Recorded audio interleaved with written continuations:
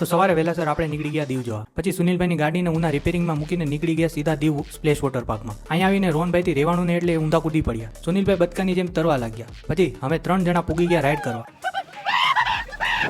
અમે પોગી ગયા નાના છોકરાની રમવાની જગ્યાએ, કેમ કે ત્યાં પાણી બરફ જેવું હતું. સુનિલભાઈ ને રોહનભાઈ બેસી ગયા ધોધની નીચે. પછી થોડી વાર નાઈને લાગી હતી ભૂખ, તો આપણે પોગી ગયા જમવા. પણ અહીંયા તો બાગડ બિલ્લાની ગેંગ હતી. પેટ ભરીને ખાઈ લીધું. તડકો વધારે હતો તો આપણે છાસના 3 ગ્લાસ ખટકાઈ ગયા. જમીને પાછા પોગી ગયા નાવા. પાપનો ઘડો વધારે ભરાઈ ગયો તો આપણે એને ઊંધો કરી નાખ્યો. પ્રથમભાઈ ધોધની નીચે નાવા ઉભી ગયા. બીજા સ્વિમિંગ પુલમાં પાણીમાં ખારાશનું પ્રમાણ વધારે હતું. પછી ખબર પડી કે આ ભાઈ એમાં કંઈક મિશ્રણ કર્યું લાગે છે. અમારા સુનિલભાઈ બેઠવાની રીત સમજાવતા હતા. સમજાવતા ખુદ જ ડૂબી ગયા. ઉભા રહ્યો, હું થોડુંક હસી લઉં યાર. લે, આ ભાઈ કોણ છે? એના હાથમાં મારો ફોન કેમ છે? અરે આ તો આપણા વણાકબારાના ફેમસ ડીજે ધ્રુવિક છે. આપણે જવાનું હતું અજય દેવગનના રિસોર્ટમાં, પણ પછી આપણી ઓકાત ખબર પડી ગઈ તો આપણે પોગી ગયા દીવના લોકલ માર્કેટ. લેવું તો કઈ નતું, આટાટલા મારીને થાકી ગયો. તો થોડુંક ઠંડુ ખાવાનું મન કર્યું તો કોનેટો ખાઈને નીકળી ગયા ઘરે જવા. રિટર્નમાં ભગીરથ હોટલે ચાયની ચુસ્કી મારીને પોગી ગયા ઘરે. ને તમે ફોલો ને સબસ્ક્રાઇબ કરતા જાજો.